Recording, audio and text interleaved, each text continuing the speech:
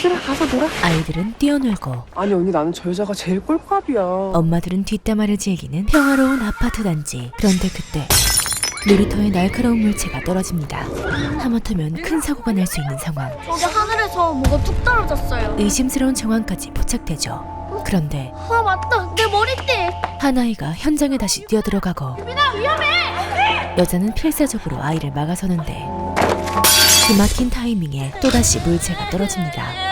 놀이터를 타깃으로 한 공격임에는 의심의 여지가 없어 보였죠. 이에 엄마들은 고도해지는 법 뭐 그런 거 아닐까요? 코난을 빙의하기 시작합니다. 내가 아까 유심히 봤는데 깨진 조각들이 엄청 색색으로 반짝였거든. 근데 우리 집에서도 컵 하나를 깨뜨렸는데 똑같이 색색으로 반짝이는 컵이 있었어. 유리공예 견학 갖다 받은 컵. 그 말인즉슨 범인은 같은 도래의 아이를 키우고 있으며 901동에 상위 유치원 나온 애는 앙리랑 줄핀이 이렇게 둘이 사는 건가? 물체가 떨어진 위치와 가장 근접한 901동에 살고 있다는 것이었죠. 이어서 두 사람은 집으로 돌아오는데 아무래도 유빈 언니 범인 줄핀이라고 생각하는 것 같지. 둘이었던 용의자는 순식간에 한 명으로 좁혀집니다. 사실 그 집 재혼 과정이거든. 남 얘기를 좋아하는 엄마들 사이에서 애 둘 딸린 유부녀랑 영화 감독이랑 눈이 맞아가지고 막 떠들썩하게 연애하다가 전격 재혼한 거래. 남들과 조금 다른 가정사는 좋은 먹잇감이었죠. 근데 왜 앙리는 아닐 거라고 생각하는데? 그리고 또 다른 901동 거주자 앙리의 엄마는 잘나가는 예술가, 아빠는 제약회사 최연소 GM, 게다가 훌륭한 자기관리 능력까지. 에이 언니 악리는 아니지. 화려한 부부의 스펙과 비주얼로 곧바로 용의선상에서 제외된 것입니다. 그렇게 심증만 남긴 채 사건은 어영부영 마무리되죠. 며칠 뒤 사건의 충격으로 여전히 불면증에 시달리던 여자는 새벽에 음수를 버리러 나가고 찝찝하게 집으로 향하던 그때 그녀의 눈에 허여멀건한 무언가가 포착됩니다. 그리고 불길한 실루엣의 정체는 바로 앙리 엄마의 시체였죠. 남부러울 것 없이 완벽한 삶을 살 것 같은 그녀가 단지 한가운데에서 목숨을 잃은 것이었습니다. 이 아파트에선 대체 무슨 일이 벌어지고 있는 걸까요? JTBC 역대급 드라마 그린마더스 클럽 바로 시작합니다. 몇 달 전 열띤 강의가 한창인 대강당. 강남을 바짝 뒤쫓는 교육특구라고 해서 이곳은 바로 제2의 대치동을 꿈꾸는 교육특구 상이동이었죠. 아이들의 학습 능력은 유전입니다. 근데 다행인 건 엄마가 노력하면 어느 정도 바꿀 수 있습니다. 자신들의 못다 이룬 꿈들을 자녀에게 투영한 엄마들에겐 그야말로 꿈과 희망의 도시였습니다. 한편 상이동으로 이사를 온 또 한 명의 학부모, 주인공 은표였죠. 곧이어 이미 이 동네에 살고 있는 사촌동생 윤주가 방문합니다. 이어서 동네 어떤 거 같아? 상이동에 대한 소감을 묻는 질문에 학교가 단지 앞에 있는 건 좋더라. 챗GPT 같은 답변만 늘어놓죠. 그게 다야? 내가 제일 혐오하는 게 뭔지 아니? 자기 욕망 애한테 푸는 엄마들이야.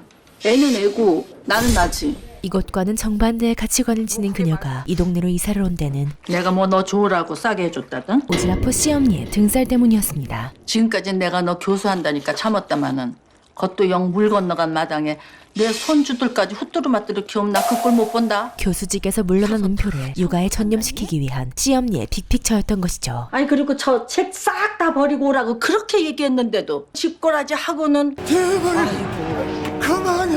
아들보다 똑똑한 며느리가 눈엣가시였던 그녀는 은표를 깔아뭉개기 바빴지만 그녀의 가슴 한켠은 버릴 수 없는 미련이 자리하고 있었습니다. 다음 날 안녕, 나는 정동석이야. 그녀의 초일 아들내미 동석의 무사전학을 확인한 은표는 어서 오세요. 동네 유명 빵집에 들르는데 이거는 정도가 너무 심하지 않아요? 누군가의 날선 목소리가 귀에 꽂힙니다. 왜 우리 집 애가 이 집 빵만 먹으면 두드리가 나며? 동네의 춘이었죠. 서울 호텔이랑 똑같은 데서 납품받은 거예요. 그런 말도 안 되는 트집을 잡나. 뭐요? 나 만만한 사람 아니거든요. 전통 빵집의 짬도 만만치 않았습니다. 그리고 이 대왕고래 싸움에 등 터질 불쌍한 새우는 드셔봐 주실 수 있을까요? 때마침 자리에 있던 은표였죠. 맛 좀 판별해 주세요. 저요? 하지만 20년 경력의 빵집 아줌마도 눈빛 레이저를 장전한 춘희도 전날 이사온 그녀에겐 그저 행인 1, 2에 불과했기에 저는 그 누구의 눈치도 보지 않고 괜찮은 것 같은데요? 솔직한 의견을 전달합니다. 처음 뵙는 것 같은데. 이어서 희비가 엇갈린 두 고래 사이에서 이거는 서비스. 야무지게 서비스까지 타낸 뒤 황급히 가게를 나서죠. 그런데 뒤끝 세계 챔피언이 은표의 아파트까지 쫓아옵니다. 심지어 몇 층 가세요? 같은 층이요. 집까지 쳐들어올 기세였죠. 불길함을 감지한 은표는 전 진짜 괜찮았거든요. 기분 나쁘실 수도 있지만 혀가 존나게 길어지는데 혹시 드셨던 부분이랑 제가 먹은 게 달랐을 수도 있고. 이에 춘희는 가소로운 듯 반대 방향으로 걸어가는데 앞집 사시는구나. 둘은 초근접 이웃인 것이었습니다. 어제 이사 오셨죠? 그리고 이를 들은 윤주는 첫인상 지대로 먹었네. 실컷 웃어 제끼더니 나 언니한테 더 충격적인 얘기 해줘야 될 것 같은데. 이어지는 그녀의 말은 건이 딸, 우리 애들이랑 같은 반이야. 엎친 데 덮친 격이 따로 없었습니다. 기다려봐. 얘가 그 딸이야, 김유빈이라고. 완전 극성 엄마 오나? 심지어 남편은 의사. 그녀의 동네 장악력은 언니 이 동네에서 건이한테 밉보이잖아? 그야말로 그만이 끝이야, 끝. 상위 0.001%였습니다. 말도 안 되는 룰이 어딨어. 그리고 때마침 춘희와 풀기회가 오늘 생파에 딱 와가지고 건이랑 좀 잘 풀어봐. 하나이의 생일 파티가 열릴 예정이었고 풀어. 밉보에서 좋을 거 아무것도 없다니까. 그렇게 은표 모자는 파티에 참석하게 됩니다. 언니. 생선이. 생선? 심지어 78,000원입니다. 예상치 못한 지출까지 발생해버리죠. 반이 비슷하네. 이어서 윤주야, 이따 엄마들한테 내 얘긴 하지 말아줄래? 윤주의 입단속을 시키는데 형도 경찰이냐? 저번 동네에서 재웅 씨가 잡아넣었던 사람이 자꾸만 집 앞에 찾아왔었거든. 혹여 발생할 수 있는 문제를 예방하기 위함이었습니다. 이어서 엄마들과의 첫 대면이 이뤄지고 이 언니가요, 공부 진짜 잘했거든요. 대학은 거성대요. 윤주의 오두방정으로 기분 좋은 첫 스타트를 끄는 그때 언니 이제 오네. 메인은 늦게 등장한다는 공식에 걸맞게 춘희가 마지막으로 등장하고 안녕하세요. 그때 버리시는 책들 보니까 전공이 미술 쪽이신 것 같은데. 미학이요. 곧바로 유비의 호구조사가 이어지죠. 거성대 나오셨대. 그리고 은표의 긴 가방끈은 공부는 걱정 없겠어요. 엄마 닮아서. 이곳 엄마들에게 큰 점수를 따냅니다. 논문이 최근 거던데 그럼 어디 출강하세요? 이어지는 춘희의 질문에 뭐, 더 디테일한 개인사는 피하고 싶던 은표는 네. 대충 상황을 얼버무리는데 다음 학기 정도에는 정교수 될걸요? 눈치 없는 윤주가 주접을 떨기 시작하죠. 그리고 마침내 애들 공부는 어떤 식으로 시키고 계세요? 뭐 학원은 알아보셨어요? 이 동네를 관통하는 핵심 질문이 이어지는데 아니요. 전 그런 쪽 엄마는 아니라서요. 그런 쪽 엄마요? 그런데 심지어 솔직히 아직 1학년인데 그렇게까지 학원을 돌리고 이러는 거 그냥 애들한테 스트레스만 주고 엄마 욕심이 아닐까 싶어서. 소신 발언까지 이어지자 그렇게 생각하세요? 애 이름이 정동석이요. 그녀의 아들 동석이까지 좋은 시간 보내세요. 제대로 찍혀버립니다. 잠깐 화장실 좀 갔다. 이어서 파티의 피날레를 장식할 춘희 딸 유빈이의 연주가 이어지던 그때 깜빡이를 켰네요. 깜빡이를 켰어요. 가쁜 조명이 깜빡이며 연주가 중단되고 마는데 정동석! 은표의 아들 뜻이었죠. 저 새끼가 초 돌았나? 죄송합니다. 남의 잔치에 죄를 부리는 능력이 지엄마를 꼭 닮은 동석이었습니다. 몰라. 한편 문제의 모자가 빠지자 연주는 무사히 마무리되고 유빈아, 바이올린 케이스에 넣고. 하지만 유빈이는 악기보다 미끄럼틀이 더 흥분될 8살이었죠. 전공자 기죽일 정도로 시키면 어떡해 언니? 춘희도 립서비스에 혼이 나간 그때 아우 거슬려. 동석이가 가녀린 악기를 압사시켜버리죠. 어머, 동석아. 그렇게 악기는 무지개 다리를 건너버리고 잘 풀어보려 했던 은표의 의도와는 정반대로 상황은 더욱 악화되어버리고 맙니다. 몇 시간 뒤 문제의 모자는 춘희를 찾아가 죄송합니다. 죄송합니다. 곧바로 머리를 조아려 보는데 그쪽으로 계좌번호 넣었으니까 입금해 주세요. 반응은 빙하기가 따로 없었고 심지어 악기 전산 가격은 300만 원. 차라리 300대를 맞고 싶을 지경이었죠. 그렇게 헬 난이도급 요가에 지친 은표는 우연히 들어간 중고마켓에서 제가 구입할 수 있을까요? 마침 갖고 싶던 책장을 발견하고 비글 2마리와 함께 당근을 조지러 갑니다. 책장 가지러 오셨죠? 그런데 방문한 그 집에서 공포의 그 이름이 또다시 울려 퍼지죠. 안녕. 누구와는 달리 똑소리 나는 친구 같은 학교 친구? 앙리였습니다. 이어서 은표는 책장과 씨름을 하기 시작하는데 아우 힘 좀 줘봐요. 꼼짝도 안 하잖아. 그때 무거울 텐데. 펜트하우스 안방마님이 등장하죠. 이거 왜 이렇게 안 움직이는 거야? 그런데 은표의 얼굴을 유심히 보더니 은표야. 그녀의 이름을 부릅니다. 은표의 동창 진아였죠. 그리고 어떻게 이렇게 널 만나니? 은표의 기억은 먼 과거로 향하기 시작합니다. 프랑스 유학 시절 고엔? 한국 분이세요? 그렇게 시작했던 은표의 찐사랑 언제나 행복으로 가득 찼었고 은표의 삶은 완벽하기만 했죠. 그런데 그 순간 은표야. 갑작스레 그녀의 인생에 끼어든 진아가 은표의 모든 행복을 모조리 앗아가 버린 것이었습니다. 심지어 다시 마주한 사진 속 루이는 진아와 행복한 가정을 꾸리고 있었고 또다시 과거의 상처가 떠올랐죠. 그런데 어떻게 이런 인연이 다 있니? 여기선 어떻게 지내고 있어? 진아는 둘 사이 아무 일도 없었다는 듯 일은 안 해? 근황 질문을 이어가고 은표는 대답은커녕 고개도 들지 못하는데 불과 작년까지만 해도 대학 교수 태클을 밟고 있던 그녀가 그건 비밀글이었어요. 저희 아들이 뭘 잘못 눌러서 전체 공개가 된 거라니까요. 한순간에 어이없는 실수로 기사 안 내려주시면 완전히 매장당해요, 기자님. 인생 전세를 투자한 그녀의 커리어가 엄마 핸드폰 함부로 만지지 말라 그랬잖아. 그대로 끝나버렸기 때문이었습니다. 그렇게 씁쓸한 거래를 마치고 진짜 혼자 옮겨도 되는데 자신을 돕겠다는 진아와 함께 집으로 돌아가게 되는데 여전히 빛나는 진아와 달리 모든 빛을 잃어버린 자신의 모습이 참을 수 없이 비참했습니다. 그렇게 날이 밝자마자 은표는 무슨 변명을 해도 핑계로 들리실 거 압니다. 자신을 잘랐던 지도교수를 찾아가서 교수님, 잘못했습니다. 오대수와 함께 간절한 마음을 진짜 다시 강의하고 싶습니다. 전달하기 시작하는데 그럼에도 돌아오는 것은 개무시일 뿐이었죠. 며칠 뒤 이사 정리와 겹친 과도한 스트레스로 은표의 몸에 적신호가 켜졌고 엉망이 된 몰골로 힘겹게 걸음을 옮기던 그때 쓰러진 그녀가 기댄 사람은 은표, qu'est-ce 바로 루이였죠. 그리고 잠시 후 병원에서 눈을 뜬 은표는 간신히 기력을 회복하는데 Ça va? 아픈 몸보다 루이에게 비춰질 자신의 모습이 더 신경 쓰였죠. 그렇게 우연했던 둘의 재회는 귀여운 동주, 또 보자. 쿨하게 끝난 듯했지만 은표는 귀가 후 자신의 남편과 은표야, 왔어. 허물처럼 벗어던진 양말 그쪽을 보자 묘한 감정에 휩싸입니다. 심지어 누워만 있는 자신에게 은표야, 괜찮냐는 걱정은커녕 나 배고픈데. 밥 타령을 해대며 내 아디오스 팬티 어디다 놨어? 팬티도 혼자 못 찾아 입는 남의 편이 그 내 아디오스 팬티.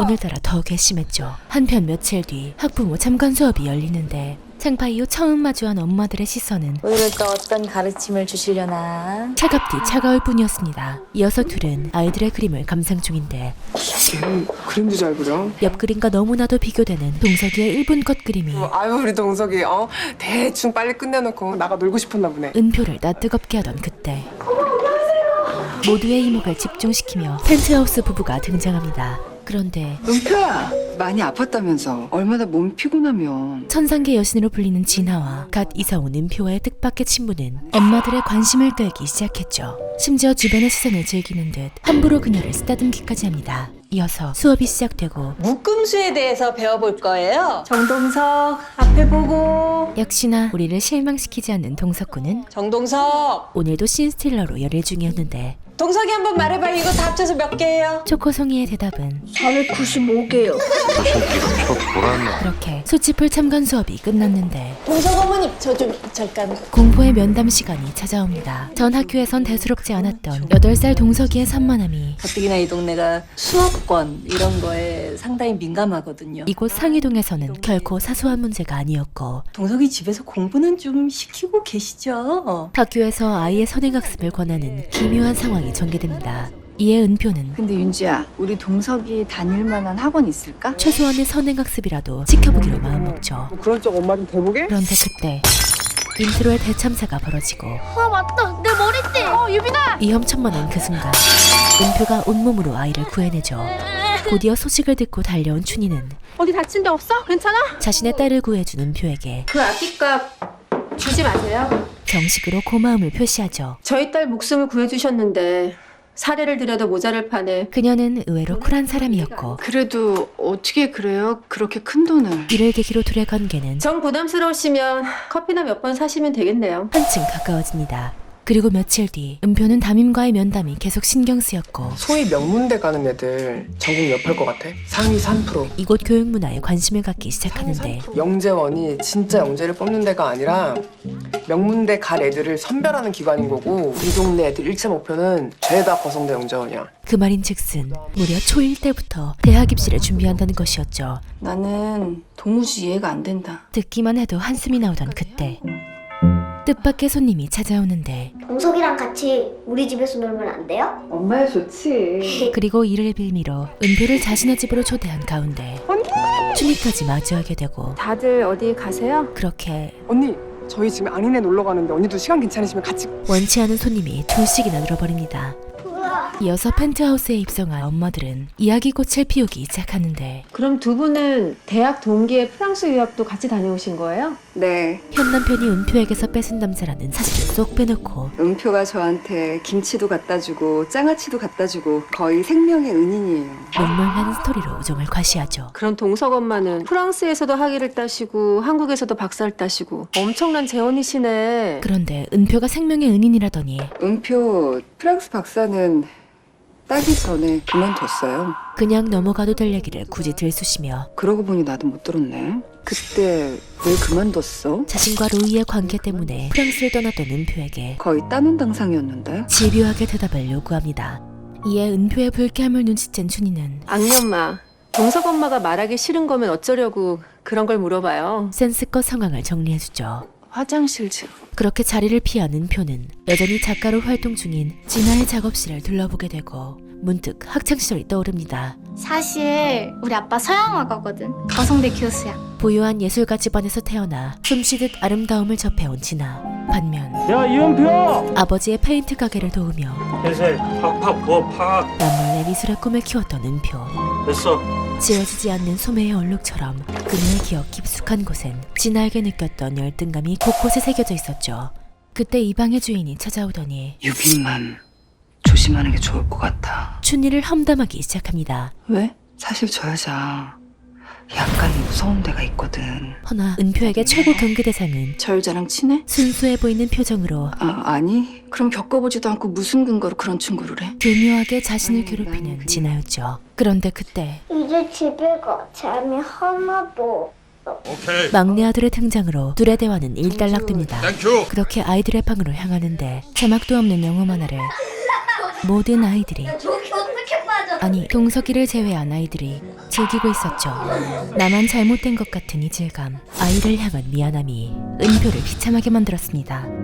그런데 그날 저녁 내가 미안했어. 프랑스 얘기를 꺼내는 게 아니었는데. 굳이 찾아와 사과를 빙자한 주눅들 거 없어. 난 이렇게 멋지게 살고 있는 네가 너무 자랑스러워. 주먹 마려운 돌려깎기를 시작하죠. 그런데 본인도 너무했다 싶었는지 이거 곧바로 뇌물을 투척하나 싶었는데 이번에 전시회에서 판매하려고 10장 한정으로 만든 거거든. 또 허락도 없이 남의 몸에 손을 올리더니 너랑 너무 잘 어울린다. 아주 자신의 멋대로 마음에 드니? 상대를 휘둘러댑니다. 그리고 은표도 더 이상은 참을 수 없었죠.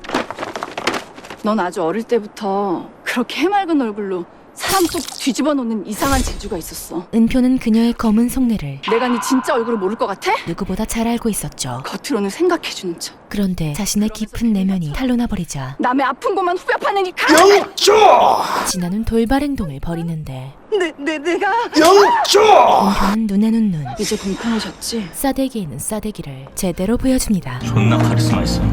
그리고 다음 날 은표는 급한 맘에 학원부터 알아보는데 레벨 테스트조차 이런 문제는 4학년이나 돼야 배우는 거 아닌가요? 교과서 위주의 공부로는 풀 수조차 없는 문제들이었고 저희는 선행반만 가능하고 현행반은 아예 안 해서요. 이 동네에서 선행은 선택이 아닌 필수였죠. 동석이 오늘 많이 힘들었지? 그런데 레벨 테스트로 동석이까지 낙심하게 되자 더 이상의 학원 투어는 관두기로 합니다. 동석아, 이거 뭘로 보여? 은표에게 시험 점수보다 중요한 것은 나체, 양파. 설령 실망스러운 하루를 보내더라도 이러면? 그 안에서 작은 행복을 찾을 줄 아는 아이의 단단한 내면이었죠. 오늘 너무 힘들게 해서 미안해. 우리 석이 좋아하는 불고기 줄까? 그렇게 두 모자는 마트로 향하는데 아 진짜 동성이가? 그곳에서 너무 익숙한 이름이 중학교 1학년 3반 블랙리스트라고 아주 소문이 쫙 퍼졌어. 걔랑 같은 반 안 되게 해달라고 은밀히 담임한테 안면 만들다가. 낯 뜨거운 뒷담이 들려옵니다. 심지어 사람들 학군 좋다 그러면은 애 그릇 생각은 안 하고 그냥 막 이사 오는 것도 문제긴 문제예요. 믿었던 윤주마저 아이 험담에 동참하고 있었죠.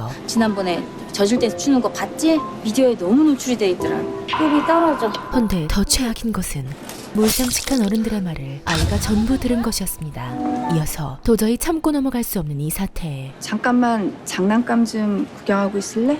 은표는 곧바로 참교육을 시전하죠. 언니 다 같이 자식 키우는 입장에서 남의 집 아이 함부로 재단하는 거 아닙니다. 허나 엄마들은 사과를 해도 모자랄 판에 뭔가 오해가 있으신 것 같은데. 모르쇠를 일관하며 언니 나중에 내가 연락할게. 그대로 자리를 떠나버립니다.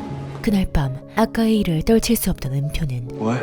나 동석이 전학시킬 거야. 오로지 아이를 위한 결단을 전부터 알아보던 대안학교가 있어. 내리기로 결정하죠. 거기가 어딘데? 하지만 그 위치는 가평. 그럼 나는 그리고 이것이 의미하는 것은 주말 부부로서의 삶이었고 어딜 가나 윗동네는 경쟁이 치열한 거지. 남편이 설득에 나서보지만 우리 동석이 보고 수근거려. 이어지는 은표의 말은 같은 반 되기 싫은 블랙리스트래. 아빠의 마음까지 갈기갈기 찢어놓으며 결국 부부는 집을 내놓기로 결정합니다. 그런데 다음날 시원섭섭한 마음으로 올라간 옥상에서 조용히 일탈을 즐기는 춘희를 마주하죠. 이어서 이사하신다면서요. 괜히 내가 미안해지네. 애들마다 속도가 다 다른 거잖아요. 둘의 진솔한 대화가 오가던 그때 진동이 울리기 시작하자 저 먼저 내려가 볼게요. 황급히 볼일을 보러 떠나는데 춘희는 불법적인 무언가에 유통책으로 보였죠. 한편 며칠 뒤 은표야, 일전의 다툼 이후 둘은 다시 마주하게 되는데 은표야, 미안해. 그런데 이어지는 진아의 말은 내가 너에 대해 자신의 행동에 대한 사과가 아닌 너무 몰랐었던 것 같아. 그저 모든 원인을 상대에게서 찾는 지리는 나르시즘적 발언이었고 네가 나에 대해 왜 알아야 하는데? 은표는 그대로 그녀를 지나쳐버리죠. 한편 귀가한 은표를 기다리는 것은 이사? 소식을 듣고 달려온 시어머니였고 대체 이게 무슨 귀신 씨다락 까먹는 소리냐? 이유는 들을 가치도 없다는 듯 교수까지 할 뻔한 사람이 생각해낸 해결책이냐? 아이고! 맹렬한 비난을 시작합니다. 심지어 아이고 집구석에 있다는 애가 냉장고 꼬락서니 하고는. 그 정도가 선을 넘으려던 그때 때마침 남편이 귀가하고 나 바람 좀 쐬볼게. 일단 자리를 피하기로 하죠. 엄마 보냈고 애들 내가 볼 테니까 천천히 바람 쐬고 와. 그렇게 자유는 생겼지만 갈 곳을 찾지 못한 그녀가 향한 곳은 결국 또 옥상이었고 또다시 마주하게 된 두 사람은 처음으로 둘만의 술자리를 갖게 된다. 이어서 뭐 하나만 얘기해도 돼요. 가쁜 진실 게임을 시작하는데 사실은 이어지는 은표의 발언은 교수한다. 그녀를 적잖이 당황시켰죠. 잘렸어. X. 하지만 은표의 의외로 솔직털털한 모습이 뻥쟁이. 춘희의 마음을 열게 했고 자기 이름이 뭐야? 은표야. 그렇게 누구의 엄마가 아닌 이름 이쁘다. 이름 석자로 불리게 된 서로는 급속도로 친해지기 시작하죠. 그런데 이 모습을 하필 은표 사냥꾼이 목격하고 맙니다. 한편 다음 날 이걸 좀 보시면 말이죠. 아이의 빵점짜리 시험지는 은표의 숙지를 단번에 없애줍니다. 허나 베테랑 선생님의 눈에는 특정 패턴이 관찰되었는데 객관식은 뭐 하나 풀지를 않아요. 그래서 왜 그러냐니까 이런 문제는 재미가 없다는 겁니다. 그래서 좀 고난도의 문제를 내봤거든요. 틀에 박힌 객관식에서가 아닌 자유로운 주관식을 통해 그거를 푼 식이 아주 신기하더라고요. 동서들을 이해하는 열쇠를 찾은 것이었죠. 그리고 어쩌면 내 아이가 긁지 않은 복권이라는 은표의 작은 기대는 최상위 지능을 가지고 있는 아이네요. 적중을 넘어 상위 0.01% 안에 들어가는 영재로 보입니다. 감동의 쓰나미로 돌아옵니다. 사실 495개요. 엉뚱했던 동석이의 대답은 이것 봐. 분량이 15개잖아. 근데 초콜릿 33개. 그러니까 495개지. 가장 확실한 정답이었고 구구단 못 외우지 않아? 그러게 머릿속에서 자동으로 그려준단 말이야. 심지어 학교 뒷벽에 우리 집. 엉뚱하게만 보였던 것들이 우리 아파트 한우순면 나도 닮았어. 어떻게 기중기하고 물레방아 원리를 내가 다 알아? 다들 자기 자식은 천재인 줄 알지. 다른 애들도 이 정도는 하겠지 했던 것들이 점수로만 아이를 판단하는 어른들의 좁은 시야에 가려져 있던 동석이의 순수한 천재성인 것이었죠. 이제 그녀는 영재 부모 오프 모임 왔는데요. 상위 0.01% 아들에 걸맞는 엄마가 되기 위해 이전과는 전혀 다른 사람으로 변신하기 시작합니다. 심지어 동성맘, 언니 이사 안 간대요. 이사는 개뿔, 영재반 폐지하자고 주장하러 오신 거면은 찬성인데요. 자신이 그리도 혐오했던 영재반 찬성하는 사람이라고요. 그런 쪽 엄마로 거듭나기 시작하죠. 이어서 언니 그럼 재빈이 이번에 골드버그 대회도 나가요? 은표는 어깨너머로 그들의 정보를 엿듣기 시작하는데 대회의 룰이 동석이가 집에서 즐겨하는 놀이와 빼다 박은 정도로 동일했고 이번 기회에 아들의 진가를 반드시 보여주고 싶었습니다. 이에 은표는 유빈이 골드버그 대회 준비하시죠. 이 동네 단골 멘트를 그 팀에 우리 동석이 좀 들어가게 해주세요. 복붙하기 시작하죠. 근데 우린 무조건 입상해야 하거든. 입상시킬게요, 제가. 심지어 책임지고. 부탁을 넘어 입상을 조건으로 숨겨놓은 패라도 있어요? 도박을 시전하고 은표의 자신감 넘치는 태도는 춘희를 설득시키기 충분했습니다. 그렇게 며칠 뒤 골드버그 첫 수업날 아니 해보는 안 하라고. 내가 우리 학교에서 얼마나 바보 같은데. 블랙리스트 동석이를 달가워하는 이는 1도 없었고 유빈이 괜찮아?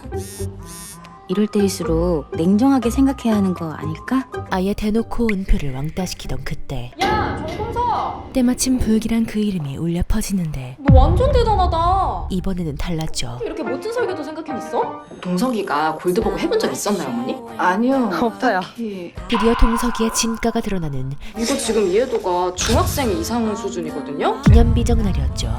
그리고 그날 이후 들터다 봐요. 어디서를 쳤어? 상이동에서 은표의 입지는 급상승 태클을 타기 시작합니다. 허나 기쁨도 잠시. 수인 얘기 들었어? 악리랑 팀 짰대! 뭐? 은표의 것은 뭐든지 뺏어야 직성이 풀리는 진아가 이번에는 자신의 영재 아들을 앞세워 유빈팀의 수상을 가로채려는 것이었죠. 악리가 타고지!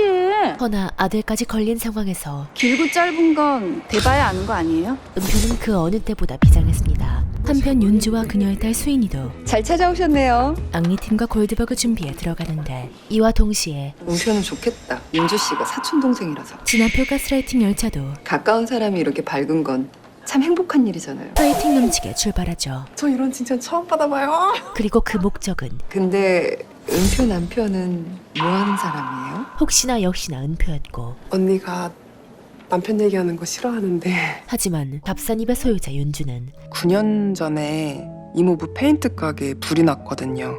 그때 이모부도 돌아가시고 알고 보니까 이모부 친구가 홧김에 불을 질렀던 거였대요. 은표의 절대 들추고 싶지 않은 과거를 그때 형부가 담당 형사였어요, 그 사건.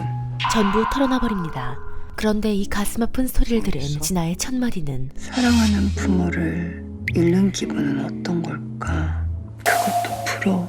부럽다였고 분명 진아를 이 지경으로 만든 사연이 있는 듯 보였죠. 한편 며칠 뒤 드디어 대망의 대회날 규칙상 참가자들이 재료를 직접 가져와야 했고 재료 다 준비했지? 당연하지. 모든 것이 순조롭게 진행되던 그때 불현듯 은표의 머리에 전날 밤 놓고 나온 하드보드지가 떠오릅니다.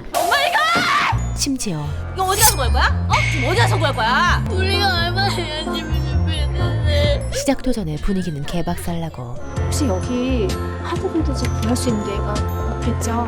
해봐도 소용없는 질문만 반복하던 그때 엄마, 갑자기 동석이가 보채기 시작하는데 그게 아니고 그 이유는 바로 저거 뜯어줘. 현 문제의 해답을 저거 있으면 하드보드 대신 할 수 있단 말이야. 객관식이 아닌 주관식의 방식으로 찾아낸 것이었습니다. 야, 미안해. 그렇게 아비규환 속에 문제는 간신히 해결되고 남겨진 엄마들은 이제 상 못 받는 거 뻔한데 그냥 넘어가는 건 좀 그렇지 않나? 돈이라도 물어내라 이거야? 서로의 책임을 물고 뜯으며 동석이 이제 TV에서 제해야 되지 않냐 이런 말이지. 너부터 아웃 시킬 거야. 언니는 못 한다고 자꾸 이 여자 편을 드는데. 엄마 앞에는 균열이 가기 시작하죠. 하지만 우려와 달리 실로폰이 대신한 자리는 공의 움직임을 효과적으로 보여주며 오히려 작품의 콜을 훨씬 높여주었습니다. 이어서 시상식이 시작되는데 장유상까지 안 된 거면 긁는 거야, 그죠 언니? 엄마들은 여전히 패배의식에 절어 있었죠. 심지어 우수상을 발표하겠습니다. 상위 초등학교 1학년 네버랜드팀 축하드립니다. 앙리팀이 2등상을 수상하자 그녀들의 속은 검게 타다 못해 허연체가 되어버립니다. 그런데 최애 우수상은 어떤 팀이 될지 1등상만을 남겨놓은 그때 상위 초등학교 1학년 꼬마 정복자들 축하드립니다.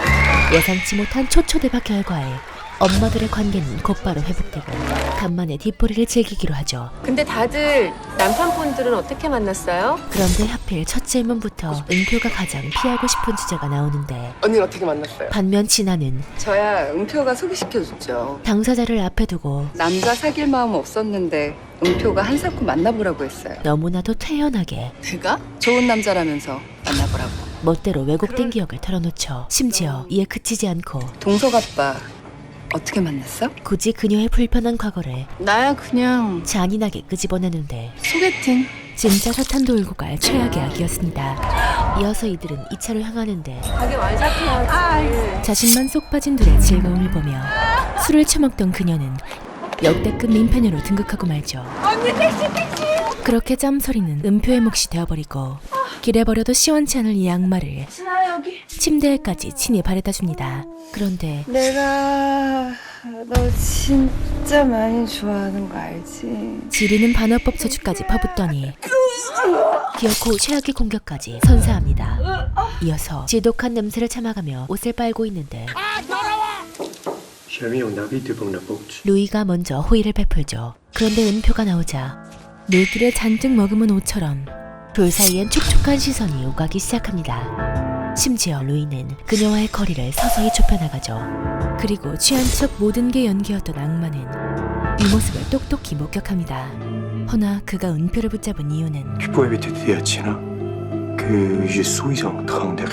달리 특별할 게 전혀 없었지만 진아의 불안은 극에 달하기 시작합니다. 한편 대회 수상 이후 그럼 이제 동석이도 본격적으로 거성대 영재원 준비하는 거죠? 블랙리스트였던 동석이가 그럼 동석이는 누구랑 팀할 건데? 말 좀 해봐. 모두가 탐내는 금토기로 거듭나던 그때 저주의 전화가 걸려오죠. 여보세요? 은표야, 나 좀 도와줘. 그리고 또다시 미끼를 물어버린 은표는 사람들 각자 지금에 처한 상황에 따라 유동적으로 움직이는 진아의 요청대로 작품 피드백을 이어갑니다. 고마워. 그렇게 말해주니까 안심이 된다. 하지만 아무리 노력을 해도 결코 닿을 수 없는 진아의 천부적 재능과 자신의 능력을 수없이 비교하며 고통의 시간을 보냈던 어린 은표. 심지어 걔가 계속 그림 안 하고 전과한 데는 너 때문도 있었을 거야. 1등만 기억하는 이 더러운 세상 이러면서 이로 인해 작가의 꿈까지 포기한 은표를 너한테 봐달라고 싶었어. 기어코 자신의 작품 앞에 불러세운 것이었죠. 나 이번 전시 중요하잖아. 국내에서 하는 첫 전시인데. 게다가 이토록 중요한 전시에 은표 네가 내 전시 서문 써주면 어떨까? 전시의 첫인상을 좌우하는 서문을 부탁합니다. 내가 무슨 유명한 비평가들이 다 기다리고 있는데. 아니야. 넌 충분히 자격 있어. 그렇게 뱀처럼 간악한 악마의 혀와 좋은 기회잖아. 언론도 다 주목하고 있을 텐데. 다시 교단에 서고 싶은 은표의 간절한 소망이 맞물리며 찝찝하기만 한 그녀의 제안을 수락할지 말지 망설이게 되죠. 한편 다음 날 친정어머니의 방문으로 이거 이쁜 거 드시라니까. 평온한 시간을 보내던 그때 초인종이 울리는데 마트에서 배달 왔나 보다. 는 개뿔 바로 악마 진아였죠. 그런데 덩달아 나온 어머니를 보더니 어머니, 누구냐 너? 저 기억 안 나세요? 마치 이산가족 상봉이라도 하듯 진아예요. 너무 보고 싶었어요. 오도방정을 시전합니다. 심지어 이어지는 식사 자리에서 더 좋은 거 사드린데도. 그녀의 옆자리까지 꿰차고 앉아 이제는 핏줄까지 뺏을 기세로 은표를 불쾌하게 만들죠. 근데 어머니 그거 기억나세요? 저 체했을 때 손 따주셨던 거. 허나 진아가 아무리 애를 써봤자 그러니까 우리 어머니 빨리 호강시켜드려야 되는데. 이 순간 어머니가 가장 신경 쓰이는 건 혹여 언짢았을 딸의 기분이었습니다. 이어서 그래서 은표한테 전시회 서문 좀 써달랬거든요. 또다시 전시 서문 얘기를 꺼내는데 은표한테 도움은 될 텐데. 그래? 자식이 잘 되길 바라는 부모의 마음을 은표 설득량으로 이용하기 위함이었죠. 그렇게 다시 뵙게 돼서 너무 감사해요. 체할 것만 같은 식사가 마무리되고 다시 꼭 연락하셔요. 이어서 드디어 둘만 남게 된 모녀가 근데 엄마 제 기억나? 잘 묻겠어. 자신에 대해 하는 이야기를 모조리 들어버립니다. 근데 왜 그렇게 다 받아줬어? 어머니를 일찍 여인 진아는 종종 놀러갔던 은표 집에서 엄마 냄새 난다. 남몰래 어머니의 빈자리를 채우곤 했었죠. 허나 파인애플이 금 같던 그 시절 새벽부터 웬 파인애플이야? 지구개 있잖아. 얼른 먹어 얼른. 그저 자식이란 이유 하나만으로 아무렴 너의 새끼랑 내 새끼랑 같으냐? 무조건적 사랑을 받고 자란 은표와 그 옆에서 눈물을 삼켰던 진아. 맛있어. 은표에게서 뺏을 수 없는 단 한 가지였던 어머니의 사랑은 그녀가 은표에게 강한 집착을 갖게 된 결정적 이유이기도 했습니다. 한편 그거 하면 안 돼? 뭐? 전시회서는 뭐라든가 그거. 어머니의 진심 어린 권유에 마음이 동한 은표는 함정인 줄은 꿈에도 모른 채 내가 써도 될까? 결국 제안을 수락해버리죠. 그리고 며칠 뒤 대망의 전시 오픈 날 쫙 빼입고 등장한 그녀를 반기는 것은 도록에 적힌 자신의 이름 석자였죠. 평론가님이시구나. 자신을 평론가로 칭하는 사람들, 야, 이게 대체 몇 년 만이야? 오랜만에 보는 반가운 얼굴들, 이번에 전시회 네가 선문 썼더라? 이보다 더 완벽할 수 없던 그때 여기 계셨네요. 때마침 진아가 등장합니다. 이어서 아차, 문표야. 사탄도 곤두박질채 소개시켜줄 사람이 있는데. 진아표 죽음의 레시피가 진행되죠. 삼촌! 여기 제 친구 소개시켜드릴게요. 그리고 그곳엔 그녀를 교수직에서 퇴출시킨 지도교수가 안녕하셨어요 교수님. 자리하고 있었고, 어머, 그렇게 진아는 우리 삼촌이랑 알아? 그녀의 과거를 다 알고 있었으면서 오직 자신의 뒤틀린 만족을 위해 모두에게 불편함을 선사합니다. 이어서 두 사람을 한자리에 모아놓더니 그럼 은표 지금 나가는 강의도 다 삼촌이 소개시켜주신 거겠네? 그렇게 기어코 확인 사살을 나 지금 아니 강의 안 나가. 공개 처형시켜버리죠. 심지어 나한테 강의 나간다고 하지 않았어? 끝까지 이 주제를 물고 늘어지며 사정이 있어서. 아니, 무슨 사정이길래 교수를 그만둬. 아주 끝까지. 너도 참 내가 불렀다 얘. 삼촌, 우리 은표 신경 좀 써주세요. 다시는 일어설 수 없도록 씻을 수 없는 모욕감까지 안겨줍니다. 그리고 며칠 뒤 은표야, 악마 진아가 그때는 내가 미안. 난 너 학교 관둔 것도 모르고 가스라이팅에 발동을 거는데 삼촌한테 너 자리 다시 알아봐달라고 부탁해놨어. 아니, 은표는 이제야 깨닫죠. 항상 내가 이상한 거겠지 생각했어. 내 열등감이려니 했고 그때 확신했어. 오로지 자신을 향한 너 나 싫어하잖아. 진아의 바닥을 알 수 없는 증오심을. 근데 입으로는 맨날 특별해. 그렇게 대체 왜 그래? 정신적으로 문제 있니? 사이다 발언을 알려주며 동네에서 마주쳐도 이젠 모른 척 해주라. 지독했던 인연을 끝장내버립니다. 그날 저녁 쓰린 속을 달래던 진아에게 진아야, 새어머니가 방문하는데 오늘 엄마랑 만나기로 한 거 잊었니? 그녀의 반응은 누가 엄마야? 싸늘하기 그지없었죠. 내 엄만 죽었는데? 심지어 이어진 그녀의 말은 우리 엄마 죽었을 때 언니 거기 있었잖아. 의미심장하기 그지없었는데 우리 엄마 죽어서 좋았지? 친모와 지인 관계였던 그녀가 그러니 한 달도 안 돼서 아빠랑 여행을 갔지. 순식간에 어머니의 자리를 메꿔버린 것을 평생 용서할 수 없던 것이었습니다. 그렇게 이제 오지 마. 오늘 은표가 자신에게 했던 것처럼 악연이라고 생각하고 여전히 받아들이기 힘든 새어머니를 이제 나한테 아주 차갑고 가차없이 신경 꺼요. 그 인연을 싹둑 잘라버리죠. 그리고 이 아픔뿐인 가정사가 그녀의 마음속 깊이 뿌리내리고 있던 것이었습니다. 그런데 결국 진아는 다량의 수면제와 함께 발견되고 진아. 다행히 빠른 조치로 목숨은 구하지만 몇 주의 입원은 불가피했죠. 그리고 그날 이후 밤낮 없이 애를 돌보던 이모님에게 무슨 일이신데 그러세요, 이모님? 부득이한 사정이 생겼고 악리 좀 오늘 밤에 봐줄 수 있을까요? 하필 은표에게 밤이요? 앙리를 부탁합니다. 하여간 부탁 좀 할게. 허나 순한 맛으로 보였던 앙리는 밤이 되자 핵불닭 맛으로 돌변해버리는데 우리 소리가 나 지켜줘야 되는데 바로 애착 인형 때문이었죠. 소리 없이는 못 자요. 결국 생떼에 못 이겨 진아의 집으로 향하고 얼른 토리만 갖고 나와, 알았지? 그때 두 아들 내미의 지리는 비글미로 동주야, 은표까지 집으로 들어가게 됩니다. 어딨어? 그렇게 아이들을 찾던 중 예상치 못한 인물과 마주하게 되고 다행히 새 아이들은 곤히 잠들어 있었죠. 이어서 루이와 은표는 이대로 처음 둘만의 시간을 갖게 되는데 그때 왜 오랜 시간 참아왔던 그 질문을 진아한테로 갔어? 마침내 묻기 시작합니다. 내가 그리고 그 무엇보다 뭐가 부족했어? 가장 근본적인 질문을 던지는데 그의 눈길을 따라 돌아본 그곳엔 네가 예상보다 빨리 태어난 진아가 서 있었죠. 여기 왜 있어?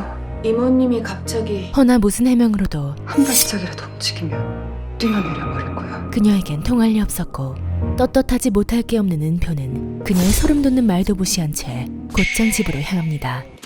같은 시각 산산이 조각난 부부의 신뢰는 어떻게 이럴 수가 있어 나한테. 무슨 오해? 아니 난 이제야 다 이해가 되는데. 애초에 둘 사이의 신뢰는 은표 못 잊잖아. 옛날 사진 꺼내보고 옛날 생각하는 거 내가 모를 줄 알고? 존재조차 한 적 없던 것이었죠. 애만 챙기고 내 상처는 보이지도 않지. 완벽한 쇼윈도 가족이었던 그들. 심지어 넘지 말아야 할 선마저 기어코 넘어버리고 악미만 데리고 도망가려는 거 내가 모를 줄 알아. 내가 모를 줄 알아. 더 이상은 무의미한 대화를 느낀 루이는 그대로 자리를 떠나버리죠. 한편 집에 도착한 은표의 아이들은 니네 얼른 자라니까. 잠이 달아나 버렸고 은표의 머리는 복잡하기만 한 그때 전화가 걸려옵니다. 여보세요? 뱀 같은 년아. 너야말로 남의 거에 침 흘리지 마. 진아는 이성을 잃은 지 오래였고 너희랑 잤지? 소설수위가 뭐? 도를 한참 넘어서자 너 진짜 미쳤구나. 너희랑 잤잖아. 은표도 이성을 잃던 그때 아이에게 사고가 나고 말죠. 이어서 급히 응급실로 향해보지만 적절한 치료조차 힘들었는데 그때 문득 떠오른 한 사람. 동석엄마. 바로 의사 남편을 둔 춘이었습니다. 유빈 아버님 병원이 을주병원이라고 했죠. 그렇게 아이는 무사히 치료를 마치고 날이 밝자마자 춘이가 달려오죠. 이어서 다 저 때문이에요. 은표의 무거운 죄책감을 조용히 다독여줍니다. 허나 그날 이후 은표는 매일 같은 악몽에 시달리고 있었는데 그 내용은 몇 번이나 반복되는 진아의 죽음이었죠. 이어서 잡생각을 떨치려 가볍게 산책 후 집으로 돌아가는데 화단의 정체불명의 무언가가 그리고 불길한 형체의 그것은 바로 죽은 진아의 시체였죠. 그리고 이 충격적인 소식은 남편 루이뿐 아니라 여기 사람 하나 떨어져 죽었어. 이곳 주민들에게도 사람도 엄청 많아. 삽시간에 퍼져나갔고 펜트하우스? 이웃들은 경악을 금치 못하는데 춘희는 소식을 접하자마자 급히 가방 하나를 숨기기 시작하더니 극도로 불안한 표정을 보이죠. 이어서 현장에 도착한 그녀는 곧바로 은표를 찾아가는데 악리 엄마 맞아? 진짜? 한 발짝이라도 움직이면 뛰어내려버릴 거야. 며칠 전 진아의 말을 무시했던 그날이 떠오르며 은표는 괴로움에 울부짖기 시작합니다. 그렇게 이제는 아무 말도 할 수 없는 진아를 뒤로 한 채 그간 아무에게도 하지 않은 이야기를 루이랑 사귀었었거든요. 춘희에게 털어놓습니다. 나랑 루이를 계속 오해하더라고요. 그래서 대판 싸우고 다시는 보지 말자 그랬는데. 허나 춘희는 놀란 기색은 전혀 없이 그래서 둘이 다시 만난 건 아니고 은표에게 의미심장한 질문만 던질 뿐이죠. 이어서 과거 일은 아무한테 얘기하지 말자. 경찰한테도 자세한 얘기는 하지 마. 특히 동네 사람들한텐 절대로. 이런 일 생기면 없는 일도 만들어내는 법이야. 냉철한 말로 그녀를 다독입니다. 허나 침착해 보이는 춘희도 사실은 불과 며칠 전 누가 봐도 수상한 가방을 들고 진아의 호텔방에 찾아간 사실이 있었기에 그녀의 죽음으로부터 마냥 떳떳할 순 없었죠. 한편 공교롭게도 진아 사건은 은표의 남편이 담당하게 되고 고생 많았어. 너무 상심하지 말고. 이어서 귀가 중인 은표는 동석 엄마? 진아의 집에 근무했던 이모님과 마주하게 되고 아버지는 돌아가셨다더만. 프랑스 있을 때 돌아가셔서 임종도 못 받다더라고. 엄마도 새엄마라고 하더만. 우연히 듣게 된 뜻밖의 소식에 그러니까 암만 돈이 많고 이쁘면 머리야. 진아가 쥐고 있던 화려한 것들이 가슴 한복판이 뻥 뚫려 있으면 다 소용이 없지. 사실은 손에 쥔 모래알처럼 전부 부질없는 것이었음을 은표는 뒤늦게 깨닫게 됩니다. 다음날 뭐 좀 새로 나온 거 있어? 아파트 CCTV를 확보한 경찰은 방문자가 한 명 있었네. 사건 당일 진아 집에서 마지막으로 나온 인물을 확인하는데 새벽 1시까지 그 집에서 뭐 했대? 놀랍게도 호텔방에 향할 때와 동일한 가방을 든 춘희의 모습이었죠. 이에 두 형사는 곧바로 춘희의 방문 목적을 묻는데 갑자기 전화 와서 우울하다고 하면서 놀러 오라고 그러더라고요. 자신은 초대를 받았을 뿐이라며 이야기를 이어나갑니다. 허나 은표와 부쩍 친해진 춘희를 눈엣 가시로 여겼던 진아가 춘희를 집으로 초대한 것도 모자라 엄마 생각도 많이 나고 중학교 때 자살하셨대요. 깊은 가정사까지 털어놨던 진술은 어딘가 석연치 않았죠. 협조해 주셔서 감사합니다. 그렇게 진술이 마무리되고 타살도 염두에 두고 계신 거예요? 은근슬쩍 수사 방향을 떠보는데 글쎄요. 어림도 없었습니다. 한편 은표는 집에서 우편물들을 확인하던 중 지옥에서 온 듯한 내가 없어졌으면 좋겠지. 섬뜩한 메시지를 확인하게 되는데 편지의 본래 수취인은 춘이었죠. 그리고 때마침 걸려온 남편의 전화로 서진아 씨가 죽던 날에 마지막으로 그 사람을 만났더라고. 춘이의 수상한 행적까지 전달됩니다. 심지어 너 유기만 조심하는 게 좋을 것 같아.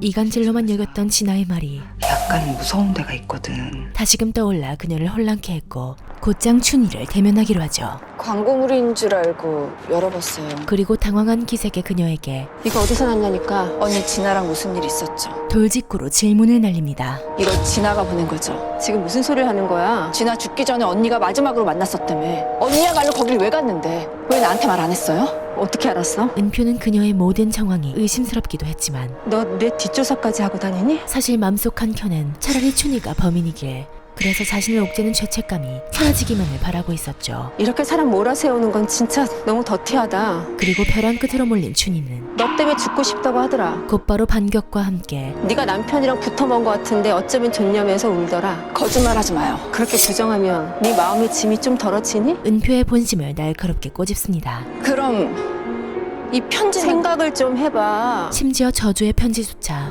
나한테 이딴식 편지 보낼 사람이 악령만 하나야? 나는 사방이 다 적이야. 발신자를 불특정 다수로 돌려놓으며 은표의 죄책감의 무게를 이래서 옛말에 머리 검은 짐승을 거두는 게 아니라고 했나 보다. 더욱 가중시킬 뿐이었죠. 며칠 뒤 그냥 자신 있게 또박또박 알았지? 네. 영재원 선발 면접 날 화이팅! 그런데 춘희 추종자였던 윤주가 뭐 언니가 친하게 지내니까 말 안 하려고 그랬는데 건이 무서운 사람이야. 뜻밖의 말을 하는데 건이한테 찍혀가지고 뭐 이상 왔다 그러고 좀 조심해. 이미 찍힌 그녀에겐 살인 예고나 다름없는 말이었고 잠시 후 도착한 면접장에서 춘희를 발견한 그녀는 제가 제 감정에 너무 빠져서 비약이 심했던 것 같아요. 사과드릴게요. 곧바로 대화의 자리를 마련합니다. 이어서 감정은 배제하고 정확하게 알고 싶어요. 그 시간에 왜 진아를 만났고 진아가 언니한테 오라 그랬는지. 춘희만 아는 그날의 진실을 저 때문에 질문하기 시작하죠. 죽고 싶다 그랬어요? 그러자 그 얘기는 어디서 들었어? 내가 마지막으로 앙리만 만났다는 얘기. 예상외의 역질문이 들어옵니다. 그녀에게 중요한 것은 혹시 그날 앙리맘이 전화라도 했어? 아니면 그날 자신의 행적을 알고 있는 앙리 아빠? 제3자의 존재 여부였죠. 이에 은표는 남편한테요. 그렇게 이번에도 사실은 저희 남편 경찰이거든요. 춘희에게 모든 진실을 털어놓습니다. 경찰? 그런데 범죄자한테 협박받은 적이 있어서 본의 아니게 숨겼어요. 언니를 속이려던 건 아니에요. 충분히 그 사정을 설명했음에도 경찰이라는 두 글자에 발작 버튼이 눌린 춘희는 그러니까 지금까지 다 거짓말이었다는 거잖아.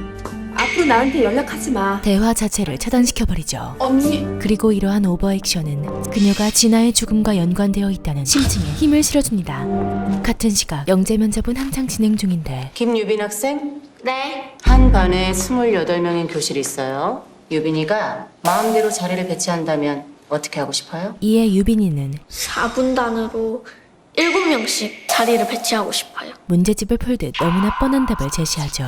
이어서 정동석 학생? 네. 동석이의 차례가 이어지는데 사막에 딱 하나만 가지고 갈 수 있다면 뭘 가져가고 싶어요? 질문의 난이도는 아까보다 높았지만 이끼요. 있잖아, 이끼는요. 훨씬 참신한 답을 제시하며 이슬 다 빠질 수 있대요. 상위 0.01%의 두뇌를 제대로 발휘합니다.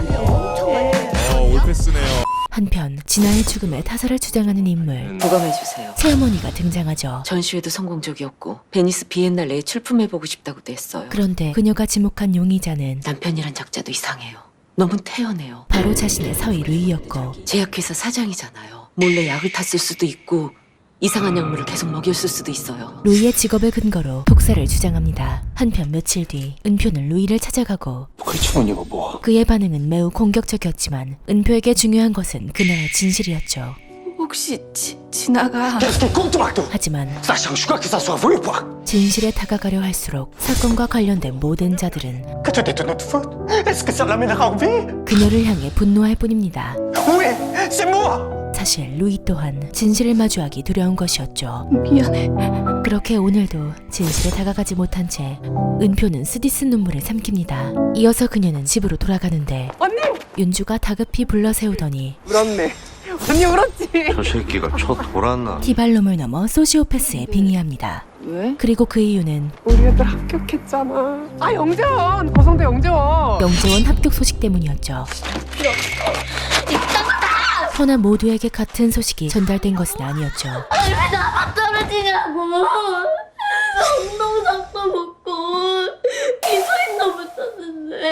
아이의 한 맺힌 눈물에 그녀의 가슴은 갈기갈기 찢어집니다. 심지어 언니! 소식을 접한 엄마들은 수인이랑 동석이는 떡하니 붙고 재미는 구경거리라도 생긴 듯 언니 입장에서는 죽 써서 개준꼴 아니야. 아이 그녀의 분란 속에 기름을 부어대죠. 그 여자 그렇게 챙기다가 봐라. 그런데 하필 이 타이밍에 안녕하세요. 은표의 경찰 남편까지 마주칩니다. 안녕하세요. 저희 와이프랑도 아시죠? 그는 몰랐죠. 자신의 별뜻 없는 이 한마디가 저기요.